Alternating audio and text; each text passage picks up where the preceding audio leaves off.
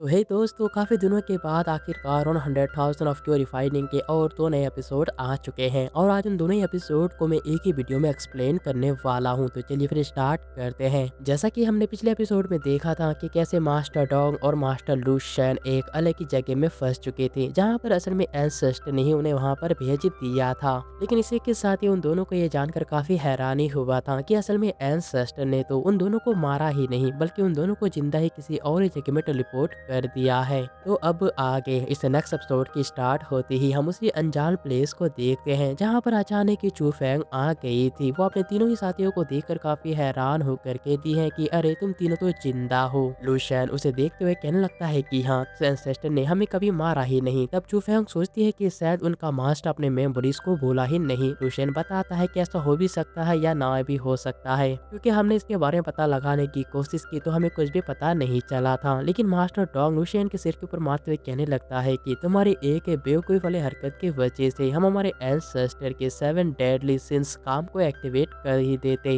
लेकिन उन दोनों को लड़ता हुआ देखकर चू फेंग उन दोनों के पास जाकर गुस्से से पूछती है कि आखिरकार तुम दोनों किस बारे में बात कर रहे हो, जरा मुझे भी समझाने की कोशिश करो। तब लूशियन थोड़ा शांत होकर बताता है कि सबसे पहले हमें लगा था कि 12 डिसेबल हमारे एंसेस्टर के मेमोरी जाने का फायदा उठाना चाहते थे, लेकिन फिर हमने चुपके से उनकी बातें सुनी और हमें पता चला कि असल में वो 12 डिसेबल हमारे एंसेस्टर के हाथों साथ ऐसे गलत काम करवाना चाहते हैं जिससे कि उनकी मेमोरीज कभी वापस ना आ सके। अब यहाँ पर उन तीनों के बातों को सुनने के बाद चू फेंग समझ जाती है कि असल में एंसेस्टर किसी बड़े खतरे में है, क्योंकि अभी फैंसी कुछ ही दिन पहले ही तो उनके एंसेस्टर को हॉट स्प्रिंग वाटर में लेकर गई थी, और अगर एंसेस्टर अपने काबू को खोकर फैंसी के साथ किसी भी तरह से इंटीमेट हो गए तो उनके साथ एक बहुत ही गलत काम हो जाएगा।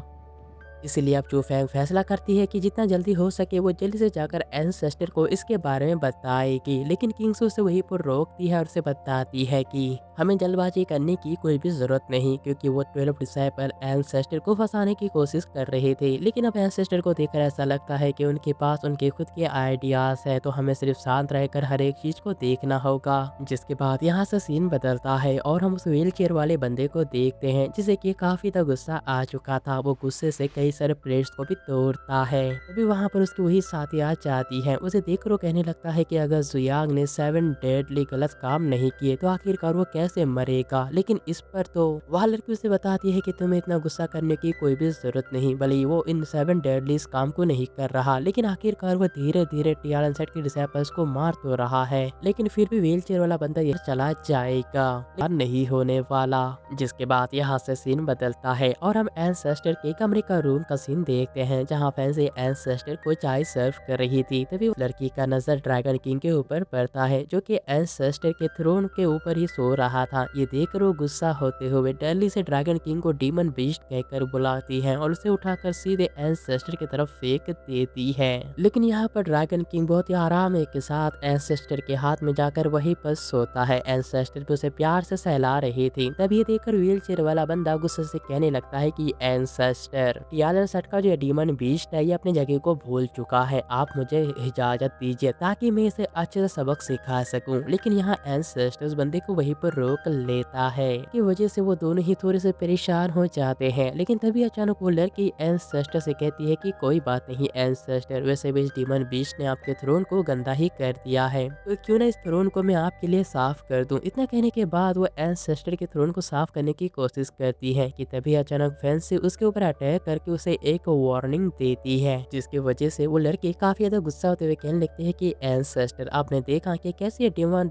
लड़की ने मेरे ऊपर आपके सामने ही अटैक किया, या आपको मुझसे मारना चाहती है। लेकिन फैंसी कहने लगती है कि अगर तुम इसी तरह से एंसेस्टर के थ्रोन को साफ करती रही तो तुम उनके थ्रोन को गंदा कर दोगी। लेकिन वो लड़की गुस्सा होते हुए कहने लगती है कि तुम आखिर ऐसा कैसे कह सकती हो, क्या तुम्हें पता भी है कि मैं जिस कपड़े से इस थ्रोन को साफ कर रही हूँ वो कितना ज्यादा महंगा और कितना ज्यादा रेयर है। इस पर फैंसी कहने लगती है कि तुम्हें इसके बारे में कुछ भी नहीं पता। एंसेस्टर के थ्रोन को हेवनली फायर और अर्थ फायर से बनाया गया है, जो कि काफी ज्यादा नरम होता है और इसी वजह से इनमें कभी डस्ट यानी कि धूल मिट्टी नहीं लगता। इतना कहने के बाद फैंसी अपने वाटर का इस्तेमाल करके एंसेस्टर के थ्रोन को बहुत ही आसानी के साथ साफ और चमकदार बना देती है और कहती है कि शायद तुम्हें अपनी जगह के बारे में अच्छी तरह से सोच लेना चाहिए। लेकिन तभी अचानक फैंसी की बातों को सुनने के बाद वो लड़की थोड़ी घबरा जाती है और जल्दी से एंसेस्टर के पास जाकर घुटने के बल बैठकर उनसे माफी मांगते हुए कहने लगती है कि एंसेस्टर प्लीज मुझे माफ कर दीजिए, क्योंकि जब आप यहाँ पर थे तब हमारे पास हमारा एक जूनियर साथी था जो कि आपके हर एक चीज का ख्याल रखा करता था और इसी की वजह से मुझे इसके बारे में ज्यादा कुछ नहीं पता। उस लड़की की बातों के सुनने के बाद एंसेस्टर बस कुछ देर शांत रहते हैं, फिर उस लड़की को कहने लगते हैं कि ठीक है अब तुम चाय बनाओ। इस बात को सुनने के बाद सुइन की डिसेबल जल्दी से एंसेस्टर के लिए एक गोल्डन कलर के कप में चाय बनाती है, लेकिन एंसेस्टर को ये बिल्कुल पसंद नहीं आता। तब वो लड़के अपने चाय के सामान को चेंज करके नॉर्मल करती है, लेकिन फिर भी वो देखती है कि एंसेस्टर तो इसके ऊपर ध्यान ही नहीं दे रहे। तब फैंसी बताती है कि असल में तुमने जो चाय का सामान बनाया है वो असल में काफी ज्यादा लो ग्रेड के है, जिसकी वजह से एंसेस्टर को ये पसंद नहीं है। लेकिन इसी के साथ ही उनकी बातों के बीच ड्रैगन किंग भी अपनी आंखें खोल लेता है और वो इन दोनों को देखकर थोड़ा हैरान भी था। लेकिन दूसरी तरफ शुइन के दोनों ही डिसेबल एक दूसरे से ही बातें कर रहे थे। उन्हें समझ में नहीं आ रहा था कि कुछ दिन पहले ही तो एंसेस्टर ने इसी तरह की चाय को पिया था, तो आखिरकार इतनी जल्दी उनका टेस्ट कैसे बदल गया। फिर वो लड़की समझदारी दिखाते हुए कहने लगती है कि मिस फैंसी,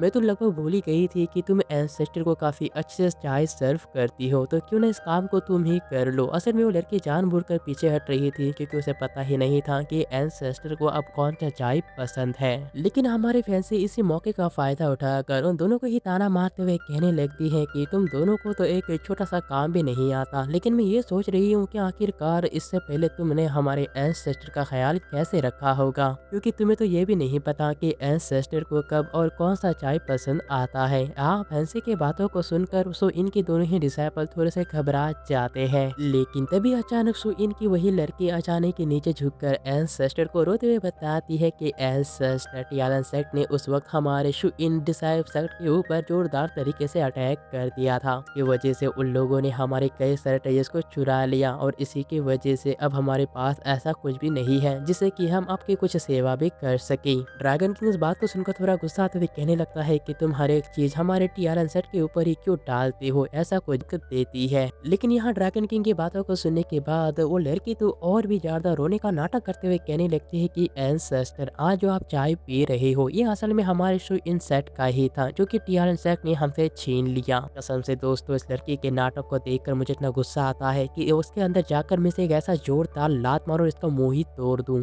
खैर दोस्तों चलिए बढ़ते हैं आगे, जिसके बाद वो दोनों ही एंसेस्टर को इस बात के लिए मना लेते हैं कि वो लोग कल टियालन सेट में जाकर उनके हर एक चीज को वापस ला सकते हैं। और इतना कहने के बाद वो दोनों ही वहां से निकल जाते हैं। उन दोनों के जाने के बाद फैंसी एंसेस्टर से बहुत ही हम्बल तरीके से रिक्वेस्ट करती है कि वो टियालन सेट को एक और चांस देकर देखे। जिसके बाद हमें अगले सुबह का सीन दिखाया जाता है जहाँ पर हम दोनों ही सुइन के डिसेबल्स को देखते हैं। लेकिन वो लोग जैसे ही एंसेस्टर के कमरे के अंदर आते हैं तो उन्हें काफी हैरानी होता है, क्योंकि असल में यहाँ पर एंसेस्टर था ही नहीं। ये देखकर वो दोनों ही समझ जाते हैं कि फैंसी ने एंसेस्टर को यहाँ से लेकर कहीं और चली गई है। इसी वजह से वो जल्दी से एंसेस्टर को ढूंढने के लिए बाहर चले जाते हैं। लेकिन तभी अचानक हम देखते हैं कि वहाँ पर लिन आ जाता है, जो कि आते ही डायरेक्टली अपने फ्लेम से सीधे उनके ऊपर एक जोरदार तरीके से अटैक कर देता है। लेकिन इतने बड़े अटैक के बावजूद भी इनके दोनों ही डिसाइपल को कुछ भी नहीं हुआ था, बल्कि उल्टा वो लड़की ही दोबारा आकर लिन के साथ कॉम्बैट फाइट करने लगती है।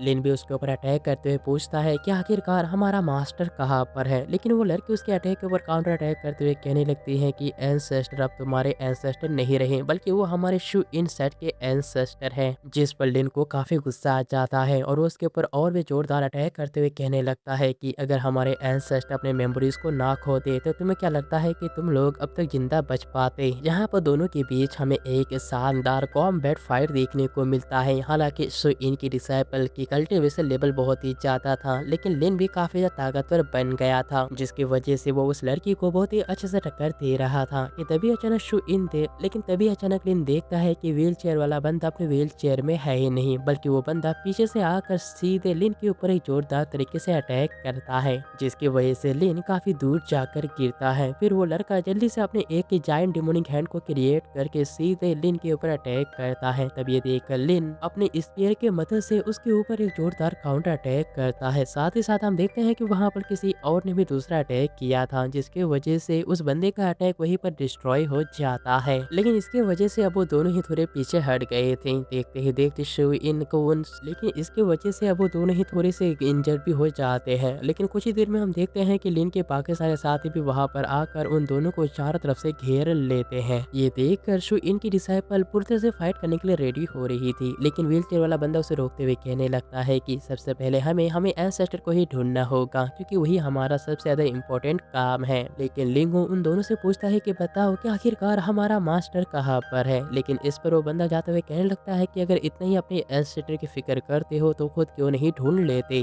लेकिन साथ ही देखते उन दोनों ने अपने चारों तरफ एक पर्पल कलर का फॉग फैला दिया था। ये देखकर लिन और उसके बाकी सारे साथी एक साथ उनके ऊपर अटैक कर देते हैं, क्योंकि उन्हें इस बात का अंदाजा लग चुका था कि ये दोनों यहाँ से भागने की कोशिश कर रहे हैं। लेकिन वो लोग बहुत लेट कर चुके थे, क्योंकि उनके अटैक होने के बावजूद भी वो दोनों वहाँ से भागने में कामयाब हो जाते हैं। लेकिन लिंगो अपने साथी को कहने लगता है कि फैंसी ने हमें मैसेज तो किया था, तो हमें रूम के अंदर जाकर कोई क्लू ढूंढना चाहिए ताकि हमें पता चले कि वो आखिर एंसेस्टर को लेकर कहाँ गई है और उसका अगला प्लान क्या है। जिसके बाद वो चारों ही मिलकर एंसेस्टर के रूम में जाकर किसी तरह की क्लू को ढूंढने की कोशिश कर रही थी, जहाँ पर उन्हें क्लू मिल जाता है, जहाँ पर फैंसी ने चाय के पानी के जरिए उनके लिए एक मैसेज भेजा था। असल में उस मैसेज में ये लिखा था कि वो किसी भी तरह से मास्टर जू यानी कि इमोर्टल जू के साथ कांटेक्ट करे, क्योंकि मास्टर जू ही एक ऐसे इंसान है जो कि एंसेस्टर के मेमोरीज को वापस ला सकते हैं। लेकिन ये देखकर लिन थोड़ा हैरान होकर सोचने लगता है कि आखिरकार हम मास्टर जू के साथ कांटेक्ट कैसे कर सकते हैं, क्योंकि हमें तो इसके बारे में कुछ पता ही नहीं। लेकिन जूली उसे बताती है कि तुम क्यों भूल जाते हो कि हमारे सीनियर बुफान इसके बारे में जानते हैं और वही तो सीधे मास्टर जू के साथ किसी भी तरह से बात कर सकते हैं। जिसके बाद यहाँ से सीन बदलता है और हम एंसेस्टर फैंसी और ड्रैगन किंग को देखते हैं, जहाँ फैंसी एंसेस्टर को एक गुफा में लेकर आए थे। ये वही गुफा था जहाँ एंसेस्टर लगभग हजारों सालों तक कल्टीवेशन कर चुके थे,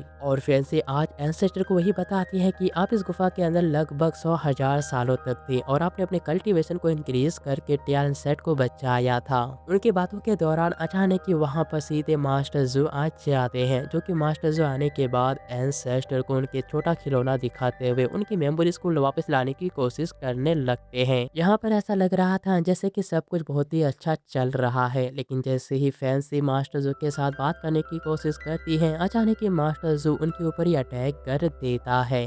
जिसके बाद अचानक यहाँ से सीन बदलता है और हम सीनियर बुफान को एक स्पेस के अंदर कहीं किसी का इंतजार करते हुए देखते हैं। तभी अचानक हम देखते हैं कि कैसे वहाँ पर मास्टर जू आ जाते हैं, जो कि आते ही घबराते हुए पूछते हैं कि आखिर क्या हुआ, क्या जुयांग किसी तरह के खतरे में है। सीनियर बुफान बताता है कि मास्टर ऐसा ही कुछ हुआ है, क्या आपको याद है कि आपने एक हार्ट बेल बनाया था मेरे जूनियर ब्रदर के लिए। लेकिन इस बात को सुनने के बाद मास्टर जू तो कहने लगता है कि उस बात को अभी जाने दो, फिलहाल मुझे ये जानना है कि आखिरकार मेरे यांग यांग के साथ क्या हुआ है, क्या उसने अपने मेमोरीज को रिकवर किया है या नहीं। इस पर बुफान कहता है कि मास्टर आज आप कुछ अजीब तरह से इस बिहेव कर रहे हो, आखिर बात क्या है। लेकिन अब बुफान की बातों को सुनने के बाद अचानक ही मास्टर जू नाटक करते हुए कहने लगता है कि हाँ, मुझे उस बेल के बारे में याद आ गया, तो आखिरकार उससे इसका क्या लेना देना है। तब सीनियर बुफान बताता है, मुझे लगता है मास्टर कि उस बेल के साथ ही कुछ ऐसा हुआ है, और इसके अलावा शुक्र है कि आपके पास उस बेल का एंटीडोट है, तो अगर हम जूनियर ब्रदर को एंटीडोट दे देते हैं तो वो अपने मेमोरीज को रिकवर कर लेगा। लेकिन यहाँ पर मास्टर जू के चेहरे को देखकर ऐसा लग रहा था जैसे कि वो कुछ छुपा रहे हैं, या फिर ये हो सकता है कि यह असली मास्टर जू था ही नहीं।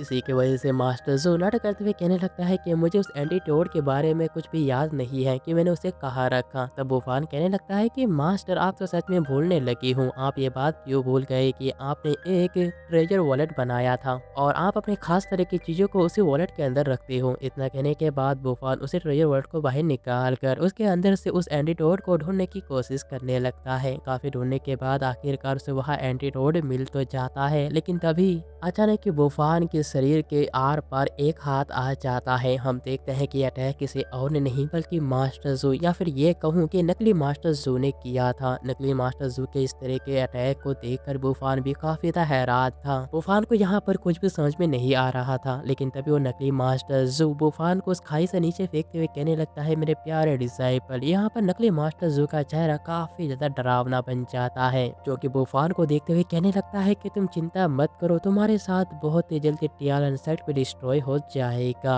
और दोस्तों इसी के साथ ही यह सीन दोबारा उस प्रेजेंट टाइम में आ जाता है, जहाँ पर नकली मास्टर जू ने सीधे फैंसी के ऊपर अटैक कर दिया था। ये देखकर फैंसी अपनी आंखें डर के मारे वहीं पर बंद कर लेती है, लेकिन तभी हम देखते हैं कि फैंसी के आगे सीधे एंसेस्टर आ जाते हैं, जिन्होंने कि मास्टर जू के अटैक को बहुत ही आसानी से ब्लॉक कर। मास्टर जू कहता है कि तब तो मैं इस ड्रैगन किंग को मार सकता हूँ, लेकिन एंसेस्टर उसे भी मारने से साफ साफ मना करता है। तब ये देखकर नकली मास्टर जू नाटक करके गुस्साते हुए कहने लगता है कि क्या ये तुम बात भूल चुके हो कि टियालन सेट ने ही शुइन सेट को डिस्ट्रॉय किया था और उससे तुम्हें बदला भी तो लेना है, लेकिन तुम ऐसा करने के बजाय तुम उल्टा टियालन सेट के डिसाइपल को ही अपने डिसाइपल के रूप में एक्सेप्ट कर ले हो। क्या तुम ये भूल जाना चाहते हो कि कैसे उन लोगों ने हमारे शुइन सेट को पूरी तरह से डिस्ट्रॉय किया था, हमारे पूरे यूनिवर्स को भी। लेकिन तभी अचानक हम देखते हैं कि शुइन के दोनों ही डिसाइपल वहां पर आ जाते हैं। वो लड़के कहने लगते हैं कि मास्टर जू असल में एंसेस्टर इंजर्ड हो चुके हैं, जिसकी वजह से वो अपने मेमोरीज को भूल चुके हैं। इस पर नाटक करते हुए नकली मास्टर जू कहने लगता है कि मेरे प्यारे डिसाइपल, क्या तुम सच में अपनी मेमोरीज को भूल चुके हो? मुझे अच्छी तरह से देखने दो, तुम चिंता मत करना, मैं टियालन सेट इस चीज का बदला जरूर लूंगा। लेकिन दूसरी तरफ फैंसी को इस नकली मास्टर जू के अब ऊपर पूरी तरह से शक हो जाता है। वो समझ जाती है कि असल में यह असली मास्टर जू है ही नहीं, बल्कि उनके रूप में कोई बहरूपिया है। लेकिन तभी अचानक उस नकली मास्टर जू को कुछ अजीब तरह से इंजरीज आने लगी थी। ये देखकर शुइन के दोनों ही डिसाइपल उसके पास जाकर उनकी फिक्र करने लगते हैं। तब दूसरी तरफ एंसेस्टर अपनी पावर का इस्तेमाल करके नकली मास्टर जू के इंजरीज को हील करता है, लेकिन तभी ड्रैगन किंग देख लेता है कि इस नकली मास्टर जू के बॉडी के अंदर से सीनियर बुफान की एनर्जी मिल रहा है। ये देखकर फैंसी और ड्रैगन किंग दोनों ही थोड़े हैरान हो जाते हैं, लेकिन शुइन के दोनों डिसाइपल उल्टा बुफान के ऊपर इल्जाम लगाते हुए कहने लगते हैं कि देखिए कि कैसे टियालन सेट के डिसाइपल ने हमारे मास्टर जू के ऊपर फिर से अटैक किया और उनकी वजह से वो काफी ज्यादा इंजर्ड भी हो गए। लेकिन उनके बातों को सुनने के बाद फैंसी एंसेस्टर को समझाने की कोशिश करने ही वाली थी कि शुइन की वो लड़की दोबारा उसे रोकते हुए कहने लगती है कि तुम जानबूझकर एंसेस्टर को उनके बदला लेने से रोक रहे हो। लेकिन फिर भी फैंसी यहाँ पीछे नहीं हटती। वो उनके जवाब देते हुए कहने लगती है कि अब मैं एंसेस्टर की डिसाइपल बन चुकी हूँ और मैं जो कुछ भी करती हूँ एंसेस्टर के भलाई के खिलाफ सोच कर ही करती हूँ। तुम लोग इतना बना चना कर ये सारे बातें कह रहे हो, ऐसा हो भी तो सकता है कि शायद उन टियालन सेट के डिसाइपल ने जानबूझकर एंसेस्टर के ऐसे रास्ते खड़े किए ताकि वो उनके ट्रैप में फंस जाए। कहीं ना कहीं एंसेस्टर को भी फैंसी की बातें सही लगने लगी थी। अब यहाँ पर नकली इमोर्टल जू और बाकी दोनों थोड़े से हैरान हो जाते हैं, लेकिन फिर फैंसी कहने लगती है कि मुझे कुछ और कहने की जरूरत नहीं, क्योंकि एंसेस्टर खुद ही जान जाएंगे कि तुम असली इमोर्टल जू हो या फिर नहीं। अब यहाँ पर सब कुछ डिपेंड एंसेस्टर के बात के ऊपर ही कर रहा था। नकली मास्टर जू और वो दोनों ही काफी हैरान होकर एंसेस्टर की तरफ ही देख रहे थे और एंसेस्टर भी इस पर तो फैंसी को थोड़ा यकीन ही नहीं होता, क्योंकि फैंसी साफ साफ देख पा रही थी कि असल में ये असली इमोर्टल मास्टर जू है ही नहीं। लेकिन दूसरी तरफ नकली मास्टर जू को बहुत ही खुशी था कि एंसेस्टर ने उन्हें पहचाना नहीं,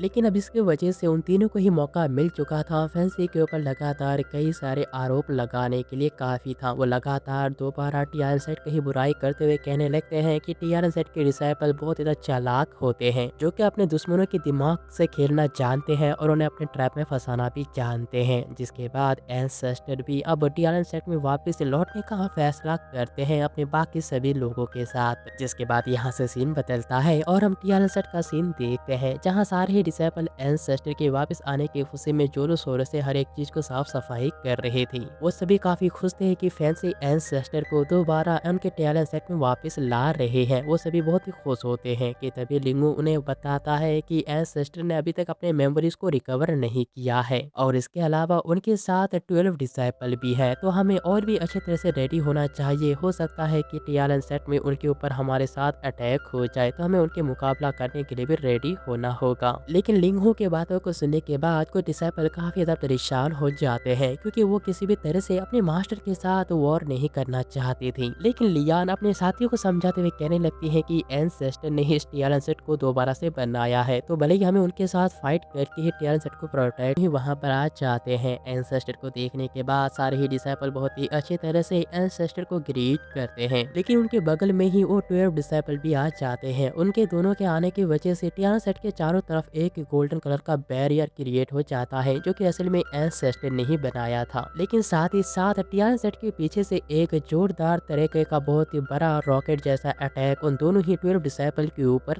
जाकर अटैक करता है। ये देखकर वो दोनों ही 12 डिसाइपल अपने पूरे पावर का इस्तेमाल करके उस अटैक को रोक रहे थे, जिसकी वजह से उन दोनों को बहुत ही ज्यादा स्ट्रगल करना पड़ रहा था। लिंगो ने देखते हुए कहने लगता है कि ये किसी और ने नहीं बल्कि हमारे एंसेस्टर ने ही क्रिएट किया था, जिसे कि जजमेंट ऑफ हैमर कहा जाता है, ताकि अगर तुम जैसे डिसाइपल हमारे सेट के ऊपर अटैक करे तो तुम इनसे बच ना सको। बेचारे दोनों एंसेस्टर से मदद के लिए मदद मांगते जा रहे थे, लेकिन एंसेस्टर सिर्फ शांत रहकर ही उन्हें देख रहे थे। इसके बाद अचानक हम देखते हैं कि वहाँ पर वही नकली मास्टर जो आ जाता है, जो अपने एक ही अटैक से ही जजमेंट ऑफ हैमर को वहीं पर डिस्ट्रॉय कर देता है। लेकिन मास्टर जू के अचानक वहाँ पर आ जाने से कुछ डिसाइपल काफी ज्यादा हैरान थे। उन्हें भी समझ में नहीं आ रहा था कि आखिरकार मास्टर जू 12 डिसाइपल की हेल्प क्यों कर रहे हैं, उन्हें तो उनके साइड होना चाहिए था। लेकिन दूसरी तरफ वो नकली मास्टर जू ऐसा दिखाता है जैसे कि वो एंसेस्टर की अभी भी काफी ज्यादा फिक्र कर रहा है। वहीं पर व्हील चेयर वाला बंदा कहने लगता है कि टियानसेट के पास सच में कई सारे खास तरह के ट्रेजर्स हैं, और उनके पास जो ट्रेजर है वैसा ट्रेजर इस पूरे 9 यूनिवर्स में किसी के पास भी नहीं। जिसके बाद एंसेस्टर फेंसे के साथ जल्दी से टियानसेट में एंटर हो जाता है।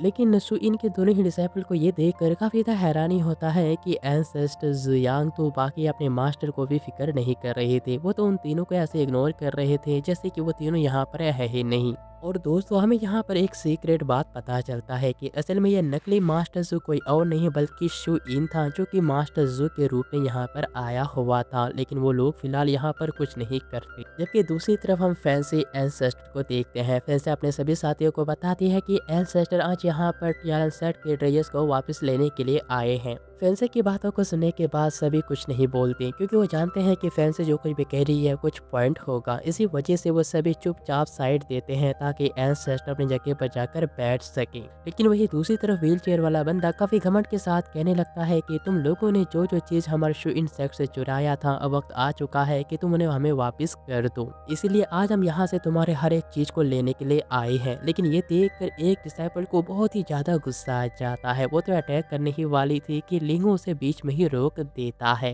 के बाद हम टियानसेट के उस एल्डर को देखते हैं जिसे कि एंसेस्टर ने एक नया बॉडी दिया था। वो एंसेस्टर के सामने एक छोटा सा पौधा लाकर कहने लगता है कि ये एक माउंटेन ट्री है, जिसके पत्तियां बहुत ही ज्यादा सुगंधित होती हैं, और मुझे यकीन है कि आपको ये चीज़ काफ़ी ज़्यादा पसंद आया होगा। तब ये देखकर शू इनकी वही लेडी लड़की कहने लगती है, ये तो एक मामूली सा पेड़ है, आखिरकार इसमें क्या खास बात, ऐसे पेड़ तो हमारे पास हजारों हैं, और तुम इस पेड़ को दिखाकर ये कह रहे हो कि ये एक ट्रेजर है। तुम्हें लगता है कि तुम एंसेस्टर को इतनी आसानी के साथ बेवकूफ़ बना सकते हो। लेकिन इस पर वो एल्डर शांत रहकर उसे मना करते हुए कहने लगता है कि तुम मेरे बातों को समझ नहीं पाई। मैंने कब कहा कि ये ट्रेजर है? ट्रेजर तो मैं और मिस लूप है, हम दोनों ही एक ट्रेजर है। लेकिन इस पर वो लड़की फिर भी गुस्साते हुए कहने लगती है कि तुम सिर्फ अपनी बकवास बातें ही कह रहे हो और कुछ नहीं। तब उस लड़की के बातों को सुनने के बाद वो एल्डर शांत रहकर उसे बताता है कि दरअसल मैं यहाँ की चाय को उगाने में बहुत ही ज़्यादा अच्छा योगदान देता हूँ, जबकि मिस लू यहाँ के फ्लावर को उगा सकती है, और हम दोनों के पावर से एक हम लोग ऐसे तरह के पेड़ क्रिएट कर सकते हैं जो कि पूरे 9 यूनिवर्स में कहीं नहीं होता।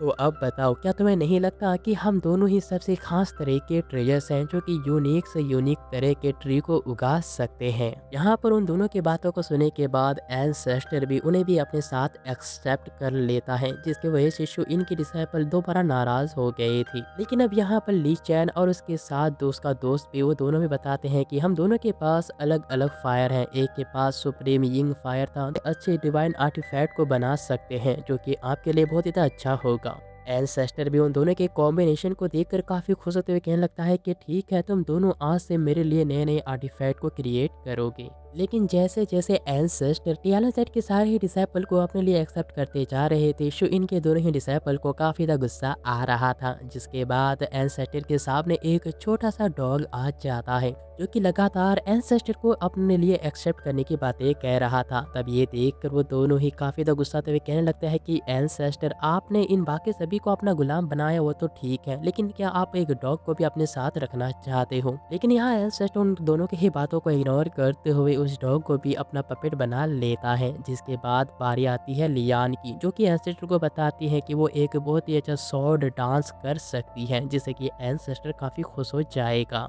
लेकिन ये देखने के बाद शुइन के दोनों ही डिसाइपल को अब काफ़ी ज़्यादा गुस्सा आ चुका था। व्हीलचेयर वाला बंदा काफ़ी गुस्साते हुए कहने लगता है कि एंसेस्टर, आप ये मत भूलिए कि हम यहाँ पर क्या करने के लिए आए हैं। लेकिन शायद वो भूल चुका था कि वो किससे बात कर रहा है। इसी की वजह से एंसेस्टर उन दोनों के ऊपर एक ऐसा स्ट्रॉन्ग गेस्ट हेवनली प्रेशर डालता है, जिसकी वजह से वो दोनों ठीक से खड़े नहीं हो पाते। फिर एंसेस्टर बहुत ही गंभीर आवाज़ में उन दोनों से ही कहते हैं कि क्या तुम दोनों ये मुझे सिखाने की कोशिश कर रहे हो कि मैं क्या कर रहा हूँ और क्या मुझे नहीं करना चाहिए। लेकिन ये देखने के बाद नकली मास्टर जू थोड़े गुस्साते हुए कहने लगता है कि यांग यांग, अब क्या तुम अपने मास्टर की भी बातों को नहीं सुनोगे? दूसरी तरफ फैंसी एंसेस्टर को चाय सर्व करती है और फिर एंसेस्टर चाय पीते हुए कहने लगता है कि मैं आपकी बातों को सुन रहा हूँ। और दोस्त, इसी के साथ ये शानदार एपिसोड यहीं पर एंड होता है। मुझे पता है कि साथ ये एक्सप्लेनेशन थोड़ा सा गड़बड़ा गया है, तो आप लोग प्लीज़ इसे इग्नोर कर देना, क्योंकि मैं थोड़ा बीमार हूँ, इसीलिए थोड़ा सा गड़बड़ हो जाएगा।